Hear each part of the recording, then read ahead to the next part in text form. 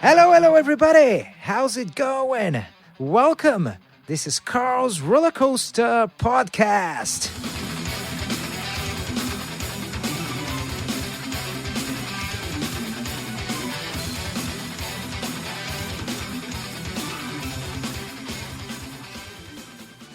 All right. Hello, Dan, my beautiful friend. How are you doing? Welcome to the roller coaster.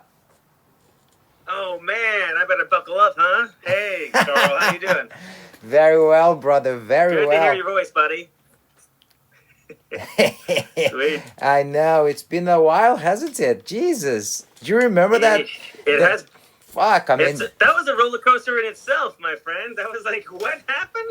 exactly. We It played really Liverpool. was. the end of the show in Liverpool. It was declared there was a pandemic happening. Exactly. I'm like, holy crap, we gotta get the hell out of here. Exactly. Yeah. And then do you I remember would not Donald? wanted to have had your job. Yeah, Donald Trump basically saying, "Okay, we were on the road," and then Trump is announcing no more flights back into the U.S.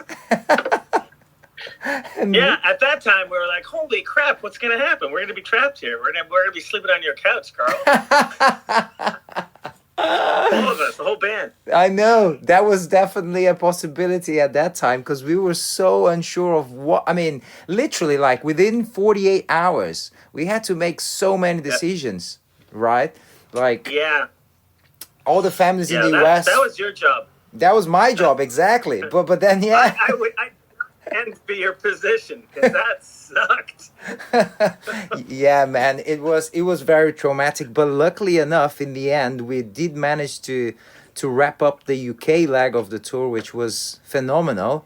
But it did leave Yeah, us we did every date in the UK, which the ones that we're supposed to do. That was awesome. It was super fun, and every audience was amazing. exactly. So, Yeah. We were supposed to go then to Europe, and well, we need to get that back into the shed, into our diaries, don't we? I mean, now that the world is opening it up, couldn't. that needs to happen. Yeah, I don't even know I don't even know where things are at right now because I've kind of just trained myself not even to read any kind of news thing because it's just like, first of all, I don't know what I'm reading, and it's just chaos upon chaos. It's like nuts. So I'm like, okay, well, I don't even, are things opening up again? I have no idea. So you genuinely are not like following anything. Like, I mean, have you played? I mean, I saw that you performed like somewhere at some point. I mean, how's Yeah, that going for you? You've been playing gigs and stuff? Throughout the summer, I just kind of calls have come in. Like I got a call from the Drills alumni drummer list. Our buddy Brent Fitz, he called me to do this thing because his buddy Darren Moore has a band called Snake Oil, and it's a cover tribute act it tributes multi acts. It's really entertaining. So throughout the whole summer, just fly dates. They're all in the States, but every weekend I was like playing with that. It was so fun, and it was it felt totally normal. The first show was like, oh wow, what do I do? This is weird. And then there was like they're all state fairs, like county fairs, so that we're pretty far from the audience. So it was like, but Yeah. it was very busy. It was very packed audiences and everything. So it was fun to play that. So from that perspective, from that experience of yours, you can really tell that, I mean, things are kind of like going back into normality, aren't they? Yeah, that was like. The States are funny, like America, because I was born in Canada. I've been living here more than 20 years, but yeah, it's definitely like each state here has their own little politics or whatever, rules and stuff. So I don't even know the dates that I was doing with the Snake Oil band were all on like in the Midwest, like further east from where I am, and California is really strict. That's where I live, and about certain things like not going out and all that kind of whatever. So that's where I'm like, I don't even know if I'm hearing any kind of news, where it's coming from and what is it legit? I have no idea. So yeah. How was it for you, like after, like, well, we were, like we were saying, we were together in March 2020 when the world literally shut down in front of our eyes. How was it for you last year, like 2020, and even the first semester of this year, in terms of like, whoa, okay, now we're in lockdown. I can't go out there and play music with anybody, literally. You couldn't even Right. go into like rehearsal rooms or anything like that. So I mean, how did you spend your time? Did you actually made some productive stuff during that period? Did you what happened on your life?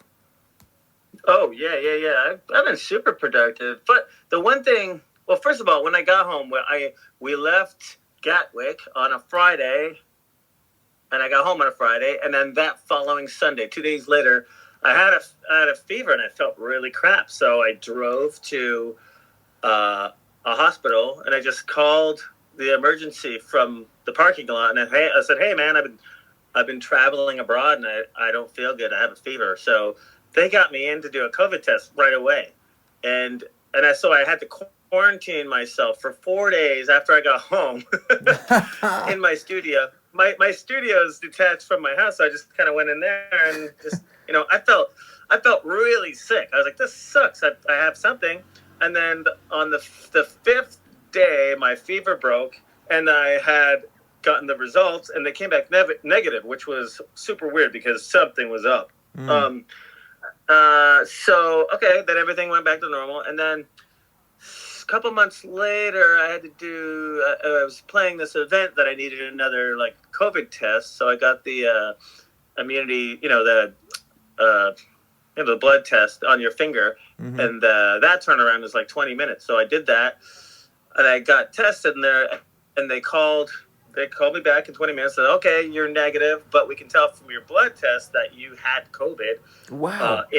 back in March. They were like, no, there's no doubt about it. And I was like, well, that makes a lot of sense because I felt crap. Like it was like I could tell, you can tell when your body has familiar things, like that's the flu or that's a cold or whatever. This was nothing like I had before. This was horrible, and it just kind of went away. So when the second test, a couple months after, when they told me, they're like, oh yeah, well you might have gotten tested too early in March and it wasn't detected, but now you are immune to it. We don't know for how long because it's too new, but it just made a lot of sense because I was like, well, okay, well that makes more sense than it being negative because it was horrible. Mm. So that was that little introduction into the COVID world. But yeah, It was crazy it's because not. I remember you guys like talking about it on I think it was on the WhatsApp group like on the week after about all those events and testing negative but still feeling really weird because Yeah. I myself on the following Monday, so you guys flew out like you just mentioned it on Friday. On Monday, I did have a Yeah. big night out on Saturday, so I thought on Monday when I woke up feeling really, I mean, I woke up on Sunday obviously, but like Sunday passed by and I was a bit hangover, and then on Monday when I woke up, I was like, oh my God, I feel really crap, and I thought, I mean, it wasn't that Right. much of Right. a big night out on Saturday, so I mean, I should be okay, but as the week progressed. I mean, I felt really crap, and I had like I couldn't taste food, I couldn't smell anything. And back then, if you remember, those were not Yeah. like people were just talking about fever and a cough. Yeah. Like Right. loss of taste and the senses of taste and smell. I mean, it wasn't a predictor to having COVID. But then that prolonged and stayed with me for like several weeks. So I mean when Oh you wow. yeah, exactly. So I mean my understanding is that we all basically caught at some point, possibly like in the very last few dates in the UK, and Right. because I can't remember it, but someone else in our team apparently was a bit ill as well, right? Remember there Well, was. Andy was actually did that same event that I got my second COVID test for, and he's like same thing. He got a blood test. They said it came back negative for the second time, but they did say that you developed the COVID virus back in Mm-hmm. March, and it just went away. So we had exactly the same thing. And him and I sat together when we flew back to the States. So Yeah, Phil didn't catch anything because I think he's like secretly Superman or something. Exactly. That was crazy. He was the only one that didn't get anything. I know. Yeah, damn it. He's such a good guitar player. And And he's like a superhero. Crazy. crazy, Yeah, man. 'Cause- Andy and I had the exact same thing because we were texting when I was quarantining myself here in my studio, which is where I'm at right now. I was texting Andy, and we're just kind of trading notes. How do you feel? What's going on? And it was exactly the same thing, like fever. I didn't have a sore throat, but I just felt like there was a weight that would not let me get up out of the bed here. So it was so horrible. crap. It just Did you felt- did you feel anything when you had your jabs? Did you have any reactions to it? Oh no, nothing. Because I when I had mine on both times, I felt more ill than when I supposedly had COVID in on my system. So that was really odd. I felt really bad. I had to literally take a day off to recover from getting the vaccine.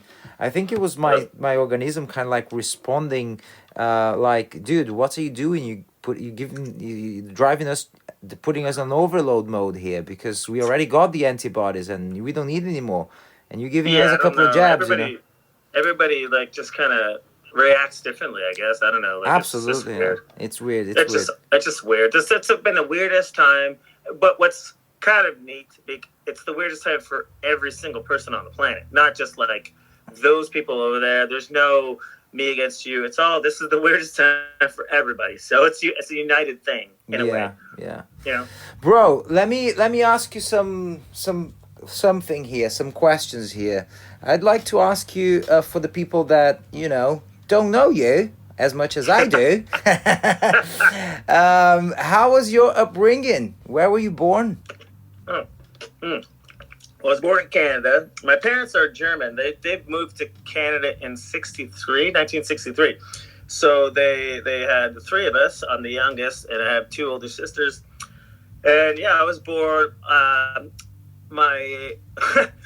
learned a couple of years ago now that the very day I was born, I'm such a giant Beatles fan. I knew you are too, Carl. That rooftop show that the Beatles did, their last live performance, was the very, very day that I was born, January 30th, 1969. I'm 52, and that same day. Wow. That very same day is the day I was born. So every time I see a picture of that, I go, that's the day I was born. And I am so, as soon as I heard Peter Jackson was doing a documentary about the Beatles, I was like, oh my God, I can't believe it. I can't wait to see this. And I'm almost like weirdly hesitant to finish it because I don't want it to end. And I know that last live performance that's the end of their, they've recorded records after that, but whatever. I'm like slowing my watching down. But anyways, that's when I was born, 1969, January 30th. Dude, that was just growing up. Go ahead. Oh, I would say, yeah, just growing up in Canada is an awesome place to grow up, man. I grew up in a small town called Sarnia, Ontario. Ontario's, Phil's, that's the same province that Phil grew up in. We just didn't know each other until way later. But yeah, playing music, and my mom had played guitar when she was like a teenager, and one of the things that they brought over when they moved from Germany to Canada is she had this guitar. I don't even know what kind of guitar it was. There's a picture of it on my social media somewhere. I think probably Instagram, but it's like this black, looks like it has F holes, but it's acoustic. And when I was a kid, before I even wanted to play guitar, it was just sitting in this soft case, and I was infatuated with just making the strings make a sound. Like, it was cool as hell. And some of the strings were broken, so I'd grab a wire from my dad's garage because he's a mechanic, so there's just wire and tools and everything. I put a wire on the thing and I didn't realize why it wouldn't tune, because it's not a guitar string, it's just a wire. That's so stupid. But that's where my infatuation of instruments and all that stuff came. So the first instrument you picked up was actually a 6-string guitar. Yeah, just because I was like, hey, this is an instrument and it makes sounds, and if I put my finger here and, I learned Smoke on the Water, that was it. It was like, oh, neat, cool. But then I might have been 12, 11 or 12. I was like, this is. I took lessons for like a month or two, and that was bass. I really liked the bass, and just I got a bass. I still have it. It's at my parents' house. It's a K. It's Oh, the you the still have your very manufacturer's first bass. Kay bass. Oh yeah. It's at my parents' house. And I know it's since I like to build. I'm a carpenter and all that kind of stuff. When I was a kid, I would take that same bass and change.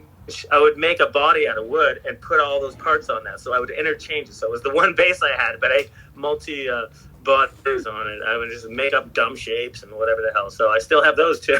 Wow, But that's really and then cool. one day I realized, hey, I still have all the pieces to this thing. So I kind of put it back to semi-normal. So it's almost unplayable because at one point I pulled all the frets off just to be funny or whatever the hell. So, but yeah, it's always been a bass. I play guitar, but I've always been a bass player in a band because I love the bass. I love drums. I love listening to drums. So the best thing, if you're not a drummer, is a bass player to just play to drums. I love drums. So that's why I'm a bass player. So when you were at home, do you? I mean, and you just fooling around in your own studio. Do you? What do you normally? I mean, do you play more bass at home? Do you play more guitar at home? What's the main? No, Yeah. yeah, guitar is the thing that I pick up the first for everything.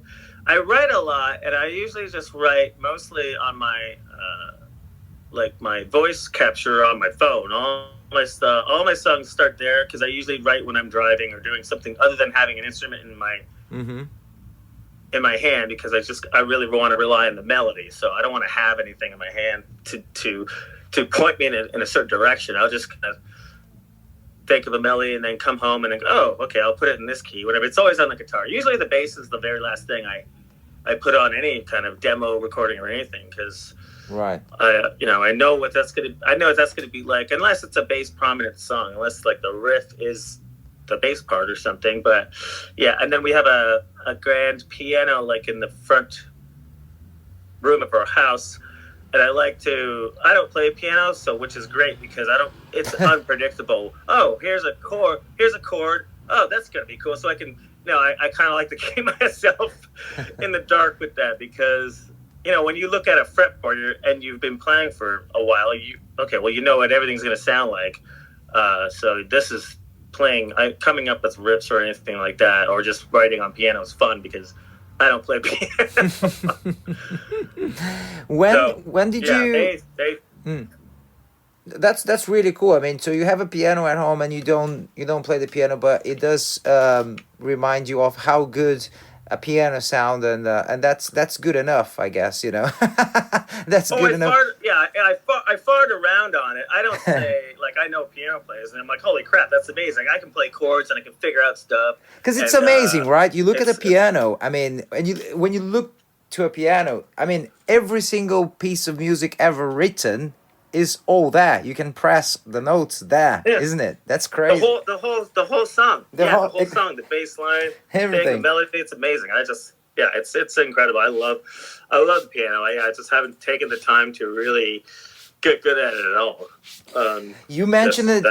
Yeah, that's- you just mentioned the Beatles documentary, and let's maybe dive a little bit into that because I mean I share the same feelings with you. That I didn't want to finish it, and there is a little bit of sadness knowing that was the end. I mean, and people have this wrong perception that the Beatles were like not creative anymore, that they were not like the way that the original Let It Be movie was shown. I mean, it gave this bittersweet taste of like, oh my god, what happened to these guys, and it's so good. I felt so privileged to have the chance that these guys were so like, I mean, they were so ahead of their time in every level Yeah. that they actually Yeah. did something that, I mean, it's kind of like nowadays it's just so normal, to do it. But what we forget is the fact that there were like massive cameras around, film proper real roll camera films, filming them Yeah. like in the studio, the whole thing, doing this documentary, which is something very very normal for any artist to do it nowadays. But we don't have that kind of thing from any other artist, if you think about it, from that time. And the Yeah. Beatles, Right. not they were not only pioneers in I mean, honestly, I tend to say that they literally were the pioneers in everything, because they were the first stadium act. They were the very first ones to deal with what's described Right. as the Beatlemania. And I mean, everything Right. else, and then when you look at, and then when you come into it, to the point of watching Get Back, the new documentary, produced, directed by Peter Jackson. I mean, you even that they did it. We have the chance now to actually be with them inside of the studio, and see how they Yeah. dealt with every single aspect of their business. And it's just incredible, the camaraderie, the creativity, the perfection of Yep. how those musicians, I mean, the way that these guys, they sang, and how they, I mean, how the music was just pouring out of them. Honestly, I Yeah. mean, It was insane. The first thing that really threw me and just made me just melt into the TV and in my couch, I was like, wow, I've never seen Paul and John interact with each other like on a creative level. Really, it just kind of dawned on me. I'm like, wow, I'm seeing these two kids really at the time, just using their chemistry and communicating musically and all this kind of stuff. I'm like, and just seeing you got to see their vulnerability and their insecurities and stuff, and at the same time they're holding the weight of these giant songs that are still relevant today, and they're timeless. It's like and how undeveloped the songs were when they brought them to the party. Like, hey, I got this idea. I don't really have all the lyrics, but I know this is going to be a winner. But hearing the stuff that wasn't even there yet in the songs blew me away. It was like a religious experience for me. I was like, what am I watching? It's insane. Like, just seeing John Lennon, because you really get you get what everybody's role is, and Paul McCartney is a genius. He has 1,000 ideas, but you could really see that he wanted everybody to be who they were. Like Paul McCartney has got to be who he is, and he needs George Harrison to be George Harrison, John Lennon, everybody, Ringo Starr, like everybody. It wouldn't have been anything without those four pillars. It's would have fallen down. So it was incredible to watch that go down. Being a songwriter and being recording tons of stuff and all that kind of shit myself, watching that go down, go, wow, this is it was the coolest thing I've ever seen.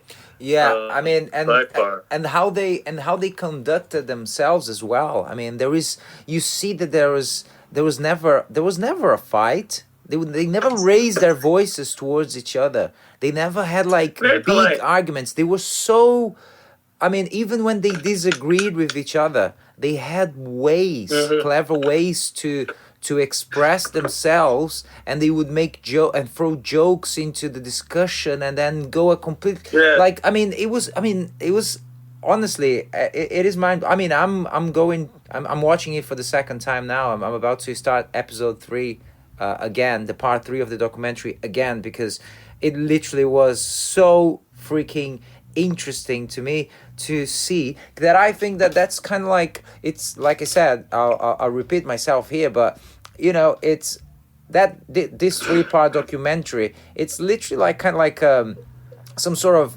Bible for new artists, I'd say. Do you want to see how things really, I mean, should be? How do you disagree? How do you agree? The sort of level of empathy and camaraderie you have to have with your bandmates, and to conduct things instead of like arguing and fighting or things like that. Because what are you seeing is literally like the Fab Four, and fuck me, I mean, it's just, and this is well past like plenty of milestones that they've achieved, and they're in the studio hashing it out, and they're like, okay, it's they've done this a lot by this point, and you just watch Exactly. them going, okay, here's the tone, here's a tune. I know how this is going to work out, and I need you to do your thing because it's like the elements that you know today when you hear any of those songs, you're like, wow, that's that person playing it. It's not, people direct saying, hey, how about more like this or that or whatever. But if that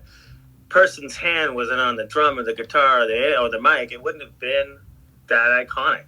Or timeless. Mm-hmm. It doesn't Mm-hmm. work like that. It was a band. It was a band. The true meaning of a band, that everybody there is adding what they like. They're contributing the best of themselves to make something greater than the sum of the parts. So Totally, it's totally. incredible.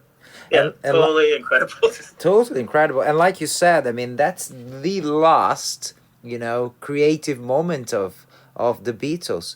You can only wonder and imagine what was it like, in the studio when they were recording, well, anything up to, Sergeant Pepper, because people say that during the White Album recordings, they were kind of like already doing their own thing, but up to Sergeant Pepper, like they were still like pushing the boundaries to an extreme level, all on the same page in terms of composition and ideas, and it's pretty clear that obviously Paul McCartney was kind of like always in the forefront of in terms of the content and how we're gonna present ourselves and things like that. But John was Yeah. very much into it as well. I mean, honestly, it's man, it's well, yeah, like you said, it's for me, it's just like one of the greatest things I have ever seen. It's brilliant, absolutely brilliant. I like when George is like, all right, I'm gonna leave the band, and John's like, when? He's like, right now. See you later.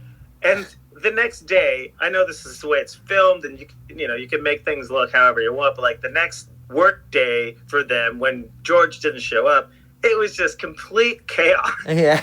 It was just like, and you can tell, you can see it in everybody's eyes that it wasn't like they didn't value everybody. Valued everybody's talent, so because it was just like, this isn't going to work if if one of the wheels fell off, this isn't going to work. Yeah, It was funny to see how chaotic it was. yeah, I loved it. It was, I mean, the way that they like conducted everything. Instead of creating absolute chaos out of those situations, it was always calm. It was always Yeah. tranquil. I mean, every single move Yeah. that they did, that under any, I mean, with any other act, it would be like chaos, and people would stop showing up in the studio, for example, or would have massive arguments, or would speak Right. badly on people's backs and things like that. That wasn't happening, and I love the way that, for example, the crew was there. The very Yeah. inner circle of the Beatles. So who's part of that? Oh, you get the tour manager, you get the producer, you get obviously the camera people, you get one roadie who's always there. You get all, obviously then the Yeah. families, the girlfriends, the spouses coming, and it's just, I mean, all of that. I mean, Mal, the tour manager, road manager, as they used to call it, like writing the lyrics for them, right? Because I mean, Crazy. crazy. Yeah, stuff.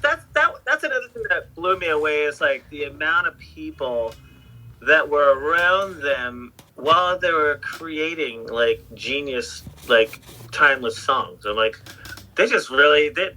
All of them know how to tap into their own genius. I You what know, mean? I know. 'Cause that would distract the shit out of me. I'm like, oh my god, everybody get the hell out of here. Exactly. I mean, That would- for it was very one, difficult.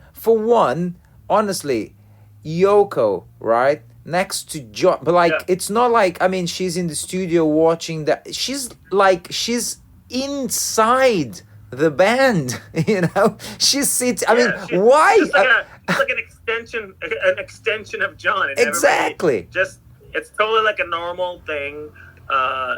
It's like, okay, everybody talked to everybody totally normal.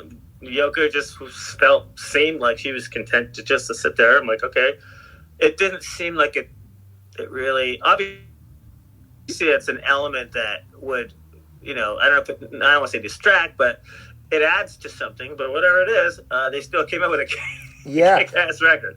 The thing, Didn't matter. the thing is with the Yoko subject, I mean, there's two things that I observed. One was she's sitting there, but John, he never interacts with her. He doesn't even make eye Right. contact. She's just so it's not that he wants her to be next to him because, I mean, he wants to give her a kiss, or because he's gonna miss her so bad that he can't stay away from her for this many hours. I mean, they don't even interact Right. with each other, and she on the It doesn't seem like that's important. It just seems like they're connected. So that's where they. You know what yeah. I mean, I don't know. It's just it wasn't as odd as I thought it was going to be when I saw that. I was like, oh, they're just like two people as one, really. And Paul McCartney saying that that was something, because when you talk to bands, you know, these days, and a lot of people that I spoke to that, you know, watched the documentary said, oh, come on, man, the band should have come to terms and said, hey, listen, man, this is how it's gonna go, the girlfriends should stay out, blah blah blah, that same old story. Right. But the way that Paul McCartney, I mean, even on this particular matter, which is kind of like sort of, you know, common sense amongst men, I mean, bands in general. I Right. mean, if it's the four guys rehearsing or recording, you don't I mean, obviously that your girlfriend or your wife are welcome to stop by in the studio, but you don't need her to be inside the room with the band. Well, you know what I mean, like it's just kind of like common, it's just kind of common sense. But then Paul, Yeah. he says, well, you know, if this is his choice, if he wants to have her here, I mean, it's his choice. There's nothing that we can do about it. Yeah, everybody really lets. That's what was a cool thing to witness while watching this is everybody in that band lets everybody be who they are, Mm-hmm. and that's incredible. Like that's because being who you are is the best way for you to tap into, you know, what you want to say, what you want to do, how you want to play. That's the best way to get the best part of yourself out on a record or anything, or as a writer or whatever. So they really did that. It's like that was surprising to see because I've never got to see it. Yeah. You know, that's cool. It's amazing. Dan, so what complete diversion from the Beatles and the Get Back documentary now? Did you? We nerded out on that one. We knew it, yeah, and we're probably gonna tap into that again because I was going to ask what were your main influences, musical influences growing up. Oh, that's a good one. Since I was really into bass and from Canada, Rush was like a giant inspiration. Rush and Geddy Lee, his playing was just crazy. Like my first Rush record was Moving Pictures, and you know, according to them, that's their pop record. And like, it's just all the songs on it. And this was back in the day when I would learn stuff. I took lessons. I said earlier that I took lessons for a month or two or something, but it didn't really stick with me because I'd go home and listen to a record and then copy what I heard on the fretboard, and that was a hell of a lot quicker and more gratifying. I really connected with that. I'm like, holy! Once you yourself do something that sounds just like something that you're imitating, like listening to a CD, a cassette, or a record, it's just the best joy you'll ever experience in your life. So taking lessons didn't really do that for me, so I just kind of stopped taking bass lessons and just continued to listen to records like Moving Pictures, Rush, and stuff. And I was a giant Eddie Van Halen fan, and he you know, compared to guitar players, he made me not want to play guitar. But I was infatuated with Eddie Van Halen, just the way he could do some of the things I didn't even understand how it was a guitar, like Eruption or Cathedral. When I heard Cathedral, his guitar piece on the Dive It Down record, I didn't even understand what I was listening to, but it sounded, I listened to it so many times, it just blew me away. I was like, wow, I enjoyed the hell out of it. So that got me into playing a little bit of guitar, but I've always just wanted to be a bass player. Is Van Halen, Rush, AC/DC I loved, just because the solid muscle behind the drums, the bass, the rhythm guitar, and the vocal, everything. So that was when I started to play. I got into the Beatles when I started to really write songs, just because I heard that was around when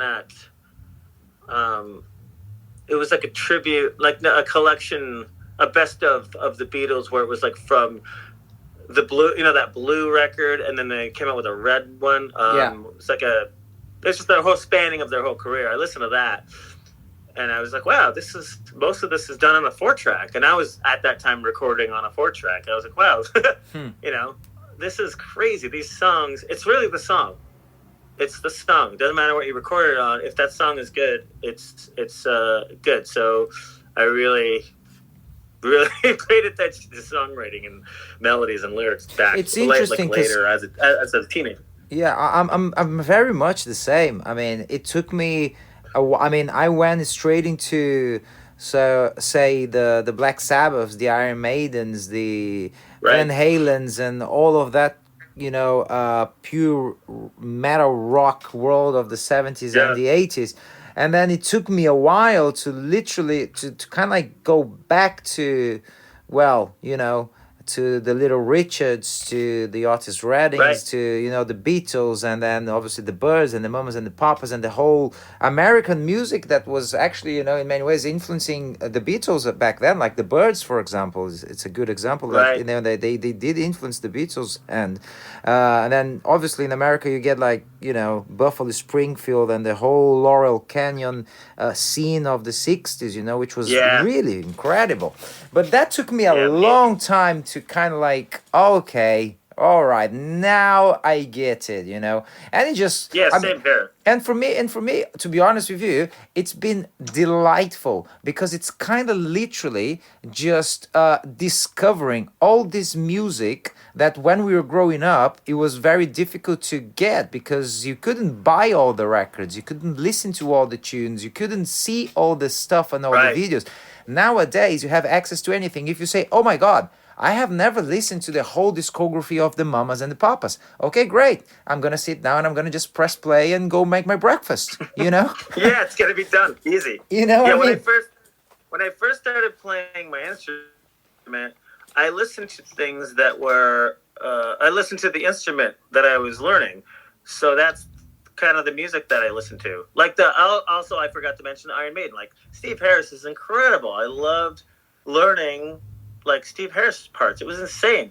Not and then when I graduated further, not just thinking of my instrument, I'm thinking of other instruments, and then like the songs and the lyrics and stuff like that. So I started to listen. I could listen to the same thing now and appreciate something different than I did when I was a kid. So I think for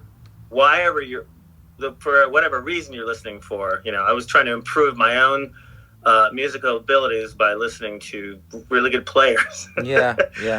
Are you into Pink Floyd at all? Oh yeah, I love Pink Floyd. Yeah, man. They're like their sounds and their songs are incredible, and I wasn't when I was a kid. I remember when The Wall came out, I was well into playing in little garage bands and stuff like that, and it's just like that was incredible. They're just when I listen to them, it's the sound of them and the tones, the productions are insane, and I love the depth in their lyrics and themes and stuff like that. That I wasn't available for that as a kid. Yeah. It's just a dumb kid. Dan, how did you end up meeting Phil? How did that happen? Oh man, that was a funny. Like I said, I grew up in Canada, and I was in a band, and we were recording in a studio in Toronto called Metalworks. It's owned by the drummer for Triumph. Triumph is a giant Canadian band, and he's part owner of this recording studio called Metalworks. And the band that I was in at the time was recording there for like a month and a half. Back in the day when you would record it for a month and a half in a studio. Yeah. And Phil, I've always heard of Phil. I didn't know him. We never met before, but he, our producer that was doing the record with us, Noel Golden, he's like, hey man, this song needs a solo. And just Phil was kind of like a fixture of that studio because he was a session guy. And so our friend and producer Noel was like, hey man, we should get Phil on to do a solo on this. I'm like, oh, cool. But I wasn't there that day. The day that Phil did about 2 or 3 solos, I wasn't there the day, so I never met him. And that's at that very time is when Phil got the gig to play in Triumph. Around that same time, he was in Triumph for a whole record, Edge of Excess, and so I never met him at that time. My singer, Erwin, he knew Phil, so but we never met. So, but when I moved to LA, I think Phil moved here a year after, and then I moved here with the singer of that band that we were recording in Toronto with. So, Erwin, his name is Erwin Herseg. So What year was like, that? "Hey, dude, Phil, Sorry.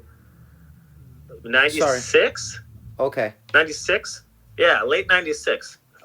So my buddy Erwin's like, "Hey, man, Phil moved here." I'm like, "Oh, cool. Like, let's go." And he was already playing at the Roxy in some band or whatever. So that's when I met him. So, because Erwin and I were the singer of the band that we're doing in Canada, we both moved to LA, and we were just still continuing to write stuff like that and work on projects. So we were busy with that. And then I met Phil, and then just through my buddy Erwin. And then Phil was like, "Hey, dude, I know you're busy doing some things, other stuff, but do you want to play bass in this project or whatever?" And it was Powder. It was a band called Powder with him and his wife, his previous wife.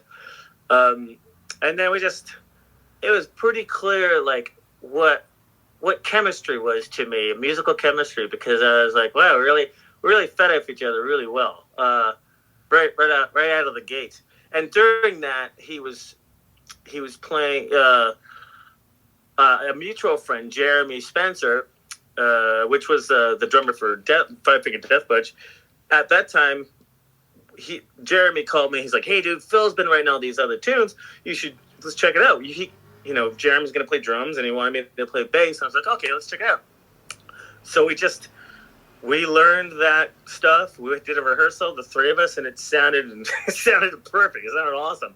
So that was like, wow, this is like you can't deny what chemistry is. Like, it really was really clear, because I've had other projects where, you're playing your instrument and you're also trying to compensate for maybe weaker players, or you're trying to control something or whatever, but it's not you don't really get to do your job if you're doing a lot of other things within the project. And I really felt like when I started to play with Phil, I can get way more out of myself for the project's sake, because there's chemistry there. I just have to do what I got to do, and it makes what I do better. And it's the final product is a hell of a lot better because everybody's just doing what they do. So it was awesome. It was really it was probably 90. I think I moved 96, so maybe I met him in 97 or 98. Mm-hmm. So that's What was and what happened to this project? What did you guys record anything, the three of you? Which one? Well, this one that you just mentioned, you feel that was the inception of the drills. Of the drills. Oh, okay. So that's the inception of it. That's where it all began. Yeah, the first record, which was called "Kick Your Ass in 17 Minutes," a lot of those songs were what we learned in our first rehearsal. It sounded just like that. And then, from that... And the drummer is Jeremy? Jeremy Spencer. Right, Jeremy Spencer. He ended up going, forming a band with Zoltan, a guy that I forget his last name, but they created Five Finger Death Punch. Right. So, but before the Death Punch happened, we slugged it out. We did tons of shows. We had a residency in Hollywood and stuff like. We did a record. We did a lot of stuff, and just life happens and people go in different directions, and that's what it is. But that first thing was the first. That's the first drills. It was Phil, myself, and Jeremy Spencer. And did you have at the time, let me just get a bit more into the specifics here then. At the time, you guys are living in Los Angeles, you moved from Canada, obviously making a living right out of the gate, it's a very difficult task. So how did that work out? I mean, did you guys have anyone helping booking the drill shows, or was it more like you guys literally hustling by yourselves and getting the dates sorted out and playing those shows? And were those shows enough to keep you guys afloat? Oh, money wise, yeah, we've always had. I've always had a other jobs. I'm a carpenter and I'm a builder, so it wasn't hard to find. It's not hard to find other work. So that's kind of what you do. You just slug it out and you just keep playing and you do whatever. Yeah, that's like I'm not even think anybody was handling our project because Phil, like he became a pretty quickly he became a session guy here in LA because he's good. He's the best. So uh, you know, producers and that kind of thing, like they recognize him as, oh man, I got to get this guy on the record. So he was able to make connections pretty quickly. So just that's all it is here. It's really just who you know. So I don't even know when we started to play this residency, which is like a weekly gig every week at this place called the Cat Club in Hollywood, right here.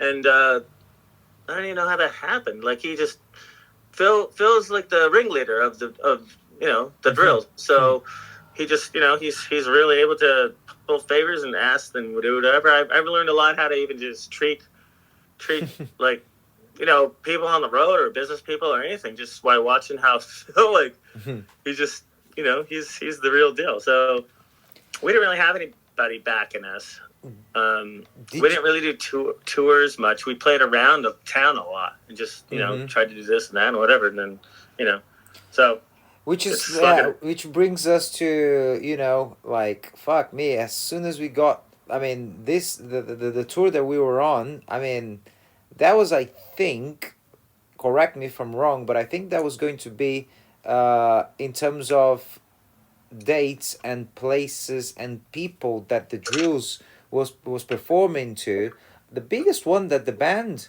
had done, right? Oh yeah. We've done that. Was our third time in the UK, I think. But this was obviously Phil, being the guitar player for Bon Jovi, has opened plenty of doors. People know he's more recognizable name.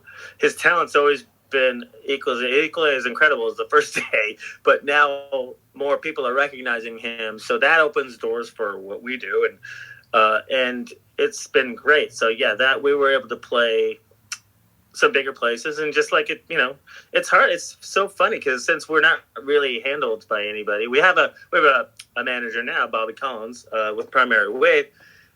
Before that, it was really just talk, like a text or talking and saying, hey, we're cool. And one thing I always remember, like that Phil had said, we were playing some bar, and he's like, man, it's so funny here in LA because this is where we were. He's like, a lot of musicians and bands and stuff, they complain a lot, like, hey man, like it sucks, we're playing here and we want to play there and blah blah blah, and it feels like just his answer to what he was talking about, he goes, really, just be better, don't suck. Like it's his mentality is just take it over, own what you're doing, and don't compare yourself to anybody. Just annihilate everybody with what you're doing, your songs or your performance or whatever. It's like he has that mentality. That's his thought process, and that's why he's never complaining about wishing he was playing some other place, because it's like that's guy. He's taught me a lot. Like just that's. Did you like Bon Jovi before he joined the band? I mean, was Bon Jovi? I guess what I'm trying to ask is, was Bon Jovi a band that you like listened to and then you kind of like liked? Oh, well, I haven't heard a lot of his records within like the last 10 or 20 years. I was a huge fan as a kid. Like when he first came out with 7,800 Degrees and Slippery When Wet and all that stuff, I was a giant fan. That was all like that's the stuff I was listening to. Bon Jovi, Motley Crue, and all that stuff. So yeah, I was a huge fan. I just kind of went and started listening to other things. So I wasn't really sure what Bon Jovi was up to, like record wise. I hadn't heard much material, but I don't think it's an accident that he's still relevant and successful and playing out of all those '80s bands. He's still up there because he works his ass off. Yeah, He's yeah. a busy guy. He's super talented, and not just as a singer, just as a businessman. So It must yeah, have I been don't a big. Sorry to interrupt you, Dan, but it must have been know. a big moment for you seeing Phil for the first time with Bon Jovi. I mean, do you remember the first time that you saw him playing with the band It was crazy. Well, in person, yeah, it was here in in person? L.A. Yeah. Oh yeah, that was here in LA. It was like the first time I saw it was when he told me about it. He's like, dude, check this out. And it was his first show at the New Orleans Jazz Festival. And it's like 50,000 people. Like Mhm. I knew about his whole situation way before he got the gig. But like, yeah, the first time I saw a show, it was here in LA at the Forum. And I was like, this is crazy. It was like a proud, it was a weird proud parent thing because he gets to do what he does, and all these people are like, "Oh, who's this guy?" Like they don't even know who he is yet. It's like it's just awesome. It was amazing. It was like I think that's Bon Jovi needed it's like new energy in the band. You know, I Mhm. don't know Richie at all. I don't know what his deal is or anything like that, but I thought it was a positive thing, like, because Phil's a really positive guy, and I think it translates to the music. Even though it's Totally. songs that you already know, but there's a guy that is loving life, and he's really great at what he does, and he's as good as a singer as he is a guitar player. So Mhm. he's more than qualified for the gig. So I was just like, Absolutely. it was pretty crazy to see him up there, because I've been to the Forum and seen, I've saw Black Sabbath. I think the last time I was there, I saw a Black Sabbath reunion show or something or whatever the hell it was, but. I'm like, this is the same stage I'm looking at it. Bon Jovi's there playing with Phil. Because I remember seeing Bon Jovi as a kid. I think it might have been their first tour, but they were opening up for Rat. If you Wow, remember that really? 80s Did you band. get Yeah, to see that? yeah, yeah. Rat was supporting their second record, Invasion of Your Pride. No, what was their second? I forget their second record. Well, the one that has Lay It Down on it or whatever. I think that's Invasion of Your Privacy. But anyways, Bon Jovi was opening up for Rat, and I was like, "Oh, this is awesome!" Wow. I was so close. It was in Port Huron, Michigan, right across the border from where I live. And I remember catching Tico Torres's drumstick. No way. Yeah, yeah, yeah. Do you still have it? No, I think I gave it to like a girlfriend or something. I don't have it. But I was like, holy shit! It's like he threw it out, and I'm like, oh wow, I caught a drumstick. That's like crazy. It was amazing though. I was like, this is kick ass. It was good. It was amazing. I was like, thinking now, like, wow, that's like their career has just gone so out of control, like global giant. They're massive, and it's And you saw them on their first tour opening up for I mean, that's legendary. yeah, it's just so funny, It's like, oh yeah, that band. That's crazy. Do you have your say did you I mean when you were a youngster discovering music, were you the kind of guy that used to buy records and magazines and t-shirts and things like that? Were you ever that kind of guy? Yeah, I was never, oddly enough, I was never a vinyl or a cassette. I was never a collector. Mm. But for whatever reason, like I had a couple friends that were like album hogs, and I was just like, "What do you got?" Like they say, "Check this out," even Van Halen, all that stuff. I didn't go out, and I was just really interested in playing along to the couple records that I had, and I was like a hermit playing my instrument, and I visit my friends, and like, look at this.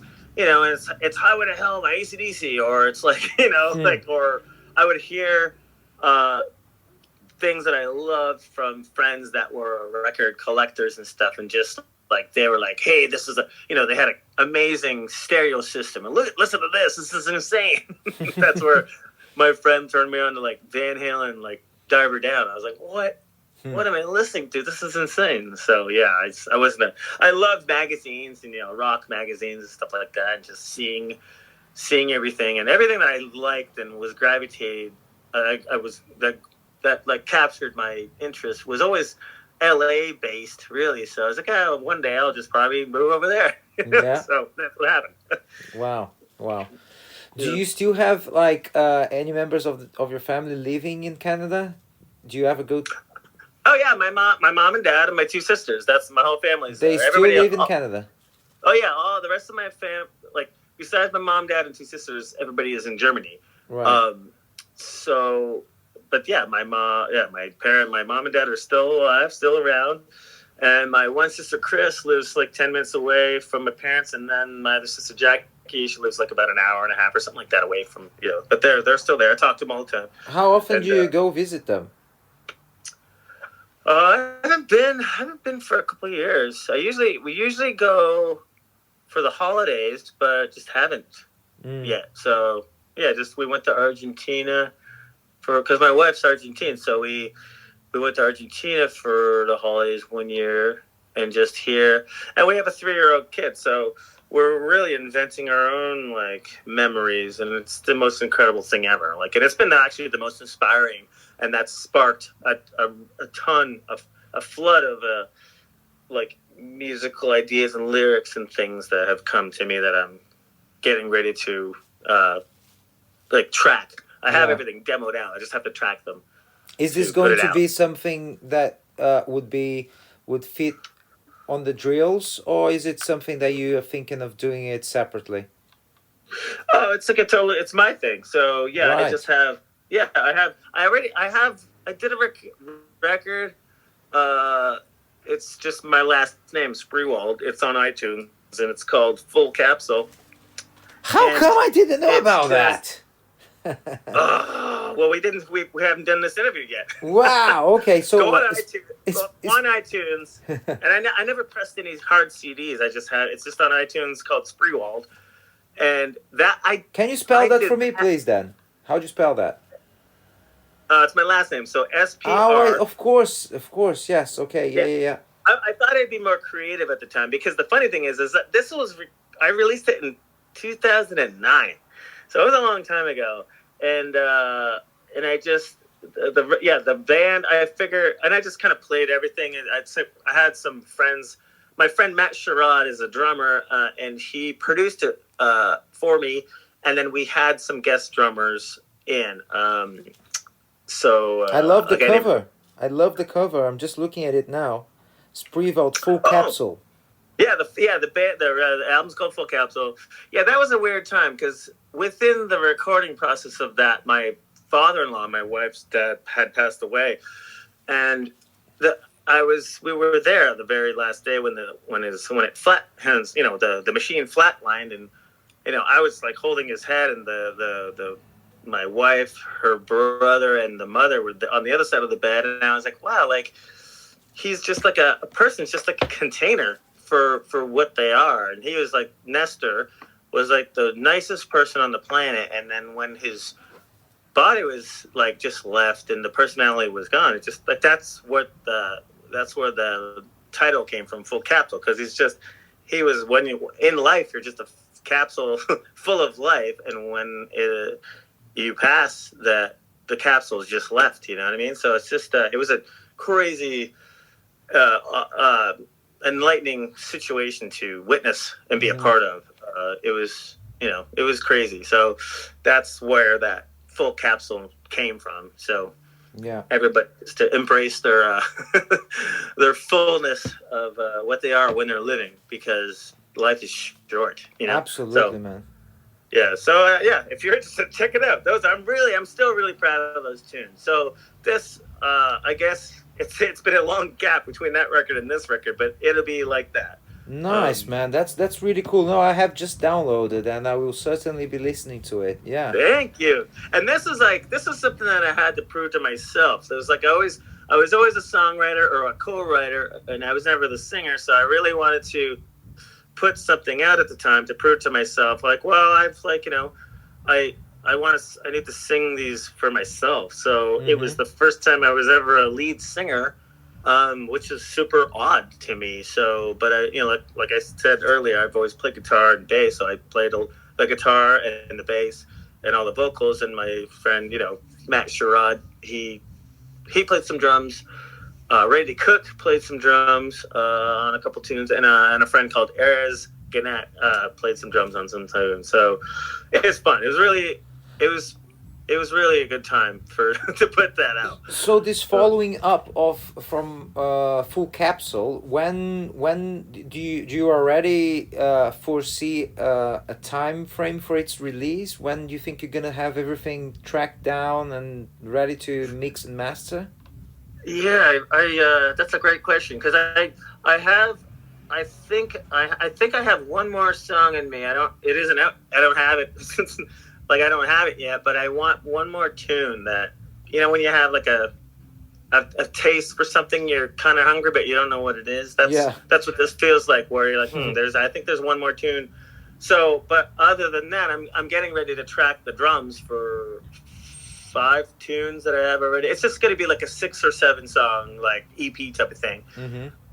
But still, it's kind of the same thing as with that Full Capsule. This is important for me to put it out for myself, and of course, it's it means a lot to me. So I'm hoping to release it next year for sure. Like I'm the creative process and the get it done process are not that similar.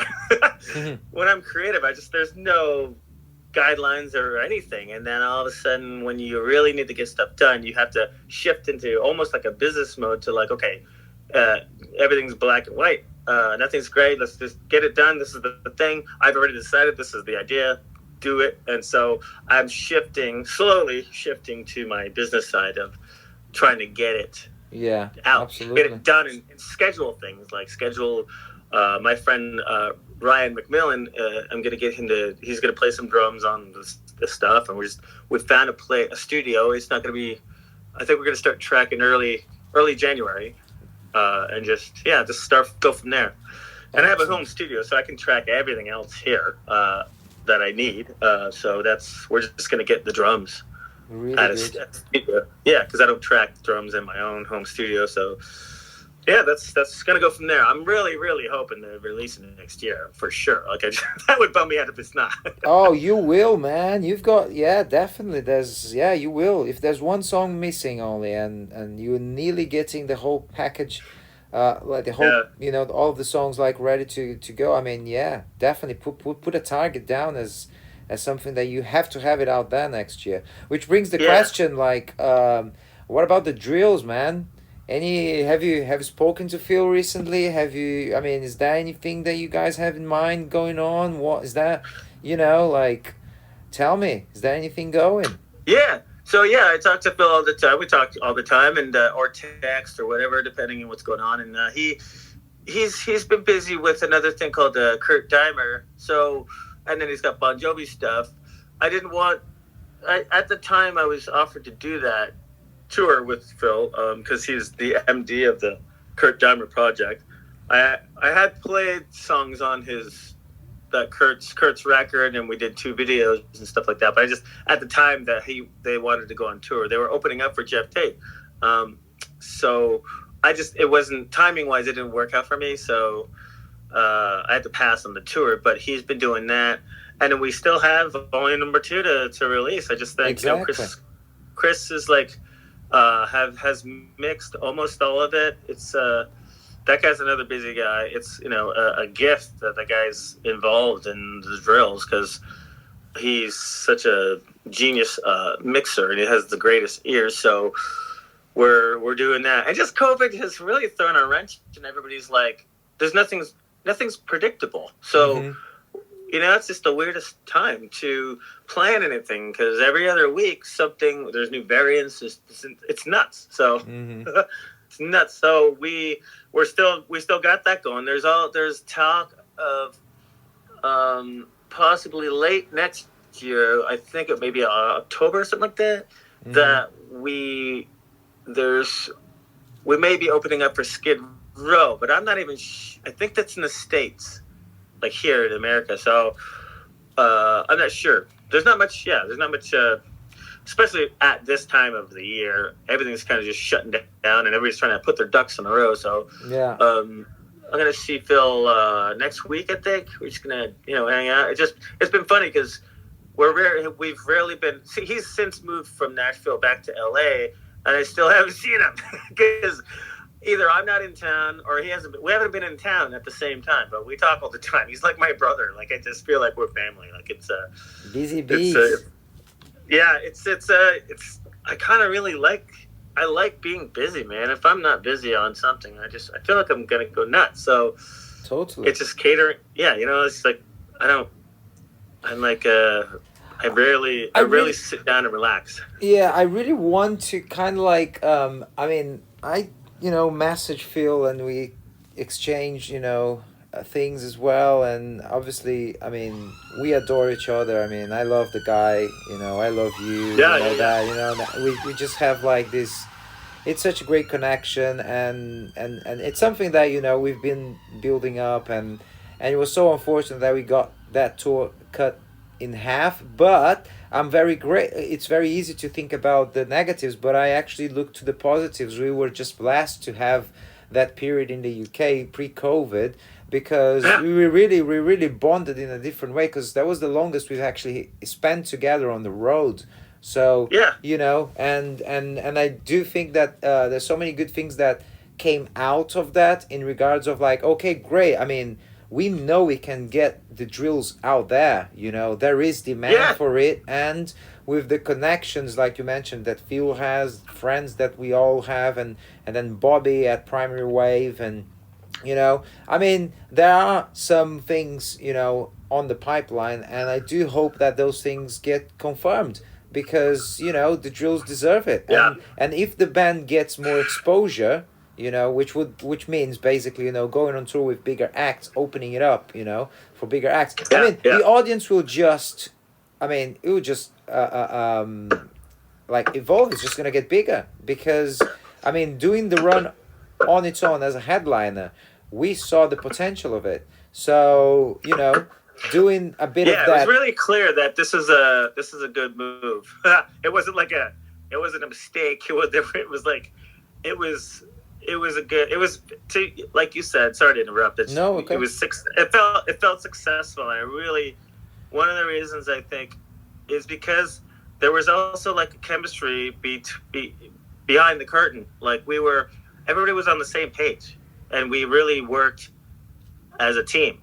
And that's really important. It's not just if it's a 3-piece band, it doesn't matter who's around you. Like, it really matters who's around you inside your camp. And this camp was amazing. It was fun. It felt like none of it was ever a pain in the ass. It was like, okay, cool. I can't wait to hang. It was awesome. Yeah. But it's a good time. Good times, man. Good times. I can't wait for those to come back. And yeah, the Skid Row tour should definitely happen at some point. That would be incredible. Yeah, I think so. Yeah, and then get back to some like headlining dates as well. I think it's totally doable, totally on the cards. It's just a matter of like organizing things and seeing when it's viable to do it safely for everyone, isn't it? So yeah. Right. Yeah. Yeah, it seems like a no-brainer. Like once it's normal to go out and book a show, and you don't think anything's gonna happen. I don't even know when that'll be. I don't like to be doubtful. I just like, okay, well, this is what's happening right now, so let's just gonna roll with it and just continue on. I don't like to sit and worry and obsessed on things that I can't really control, because I have plenty that I can control within myself. So I'm not bored at all. I haven't been bored. That's once. excellent then. The way you just put it, it's so good, man, because I mean, a lot of Thank people you. just waste so much time and energy of their lives just trying to control things completely out of their control, isn't it? And that's It's a waste of time, really. I don't think it's counterproductive, really. Totally. Which brings me then to some of my roller coaster questions. Are you ready for it? Yes, shoot. Right.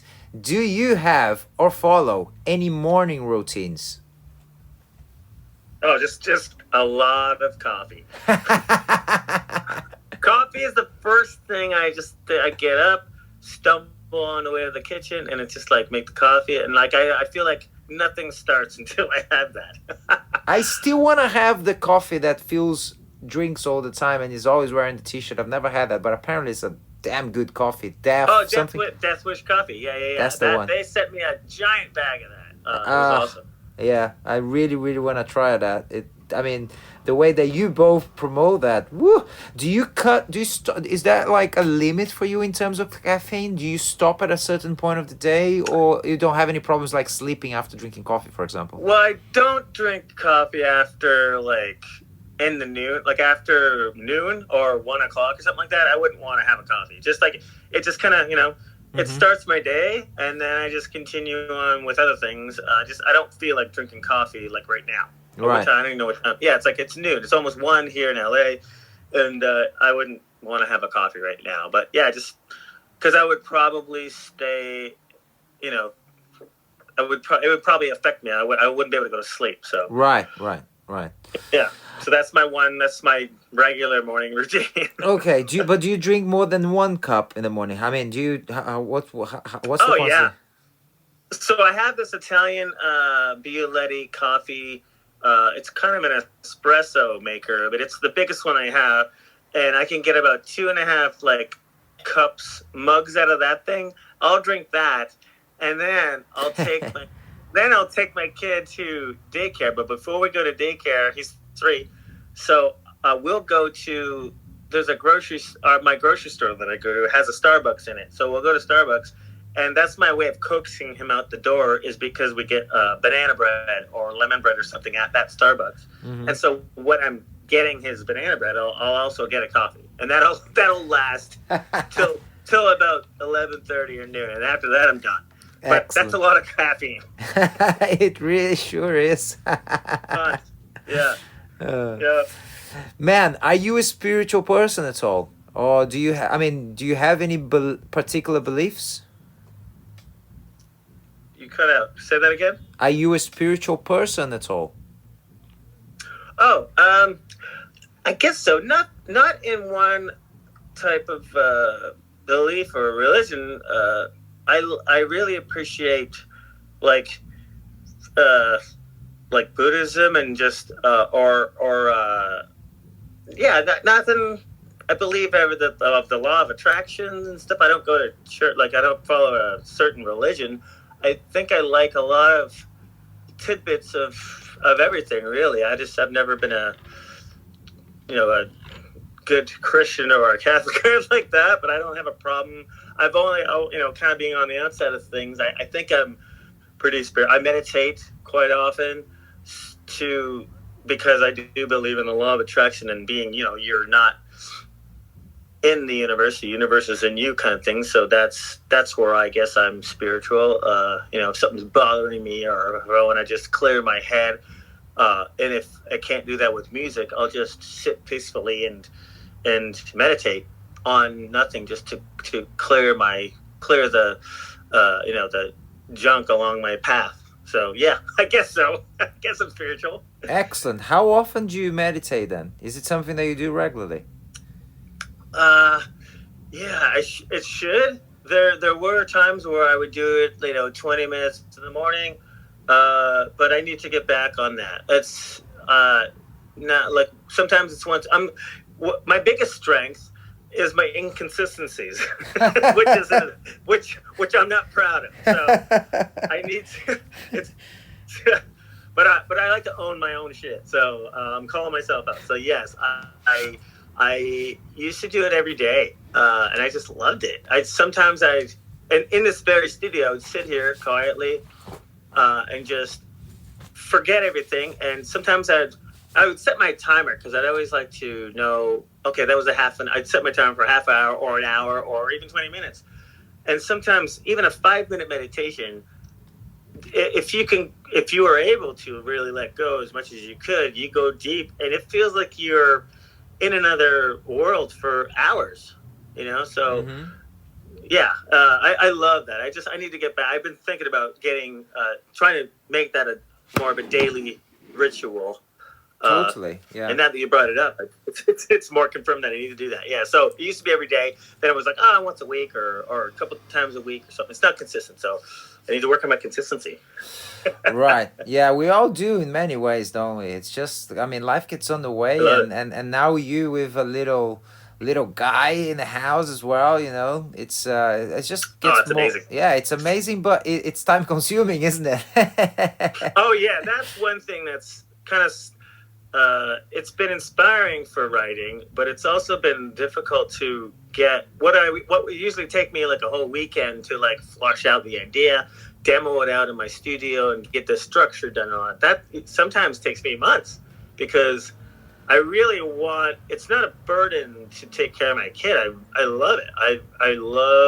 That's one of the reasons I turned down that tour with Phil and the Kirk Dimers because I don't want to be away from watching my child evolve into a person. That's amazing. It's the most amazing thing ever, and the most inspiring thing I've ever been through in my life. It's awesome. So he's a major priority and a major aid in me making my own decisions for things because I'm like, well, no, that doesn't make any sense because that affects my kid, or that, being away or whatever like that. So it's special. It's amazing. I love seeing my kid. Really good, really good. Yeah, Incredible. What's your view about money, then? Well, it's handy to have. A lot. Money, yeah. I've been fortunate to have I've had a pretty good year. The other thing that I do to pay my bills is I work in special effects where we do a lot of animatronics things for the theme parks here, like Disneyland and Universal Studios. So that's that's been nonstop. I haven't had a break since COVID has started, since I've been back from tour. So, and so I haven't really had a problem with that. And I think when I have had major problems, going back to the spiritual thing, meditating is awesome for that. It really just it's where you position yourself in the universe.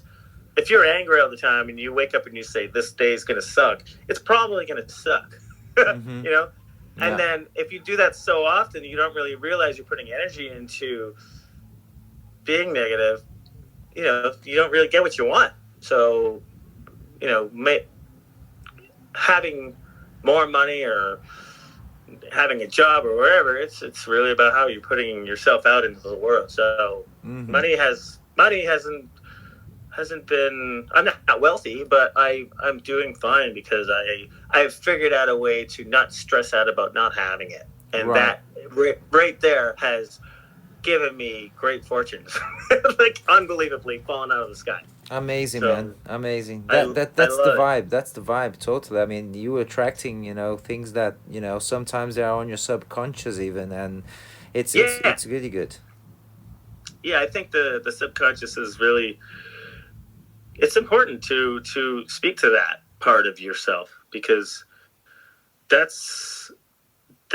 has more awareness than you're putting time into being mad or being angry or not liking something or whatever. It's like you just said, you look back at the tour. There's not enough time to think about what went wrong. It's like appreciating what it was is the best thing to do because it's just that's a better way to be. I think for Absolutely. myself. Yeah.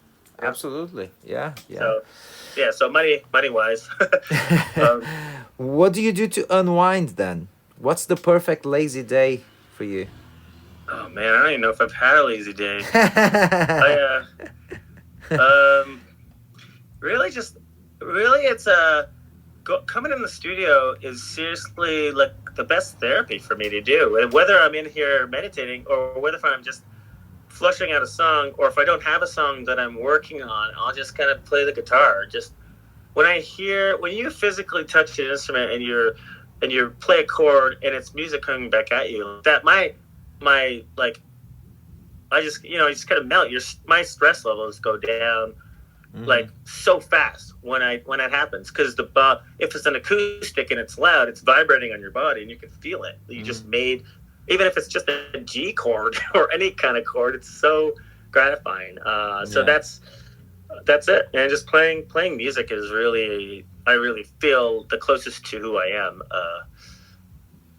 Playing with my kid, it's exhausting, but he just gives me so much. Like without even realizing that. It's like, so yeah, it's yeah, just Amazing. listening to music, or just I like listening to jazz a lot, I was but going I to have ask, no what are you listening to these days?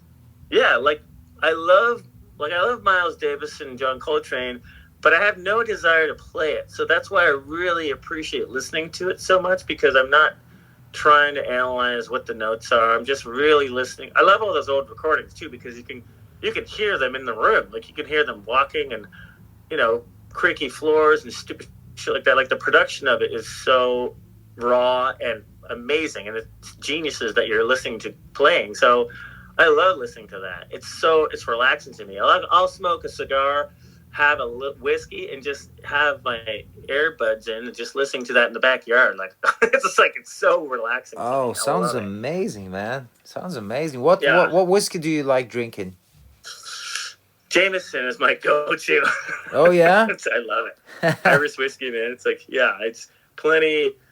Yeah, I've had plenty of, tried different whiskeys, and just that just like it's just good. It's my other coffee. It's Only so when I don't good. have anything to do. I don't like drinking and playing music. Like if doing a show, I probably have less alcohol when I'm playing shows or on tour or anything like that, because I don't like the feeling of having alcohol in my system when I play, because playing is such a buzz at this stage in my game. Mm-hmm. But when I'm at home, I just want to relax and just do nothing. I'm like, just a big giant ice cube with those, and then some Jameson. And when it gets a little colder here, which is California cold isn't that cold, but there's been mosquitoes lately in the summertime for whatever reason. But when it's a little chillier, I like to smoke cigars and just have a glass of whiskey and just listen to, So Miles Davis. that would definitely fit as your perfect lazy day, wouldn't it? I guess so. That's the answer. That's the answer. Jameson, cigar, and Miles Davis. Brilliant. That's it. Yeah. I love it. Dan, my friend. I think that's a good way, man, to wrap up this conversation, which I have a feeling, that we could just go on and on and on and on. If I knew that I had 3 hours to chat with you, I would most certainly have expanded even further on points that we talked here, Oh my God. Beatles just being one of them. I know. We could have carried on that one. I could have asked you so much about it. I was going to ask you, okay, this is going to be then the spoiler for, episode number 2 with Dan Spree. What's your favorite Beatles album? Ta-da! Next episode with Dan Spree. Okay. I know it already. But bro, well, next episode. Thank you so much for your time today, man. Thank you for joining me on the Roller Coaster Podcast, and please do leave here for the listeners of your social media or anywhere where people can find you or find your music, which we mentioned it here on this episode. Feel free to leave us a message here, man. Okay. So yeah, no problem. Right now? Now, go on. Oh, okay. So yeah, Daniel Spree. That's my Instagram. Daniel Spriewald. My full last name, Spriewald. That's my Facebook. And like I was speaking earlier, that Spriewald record on iTunes called Full Capsule is there. Other than that, I need to get more. Oh yeah, also Twitter. Yeah, I'm on Twitter. I'm not very active as much as I should be, because I'm like I said, I'm never bored. I need to get more into that. But dude, keep being yourself, man. Keep being yourself. Hopefully we'll hear another Drills record too. For sure. Volume 2. It's been a long time coming, man. Can't wait for that to be out for the world to listen to. It's great music. It's great stuff. Really. Thank you. There's some really cool stuff on that. I can't wait for people to hear that too. It's really cool. Amazing. All right, brother. Love you so much. Thank you so much for this. Love it, Carl. I'll talk to you later. I hope you guys enjoyed this conversation, this podcast, as much as I did doing it. So if that's the case, please do follow On Instagram at rollercoastercarl. Myself at Carl Casagrande. On Twitter, same thing. Facebook, same thing. Do subscribe. Do subscribe on iTunes, subscribe on Spotify. That's very, very much appreciated. Thank you and have a great, great day. Cheers. Bye-bye.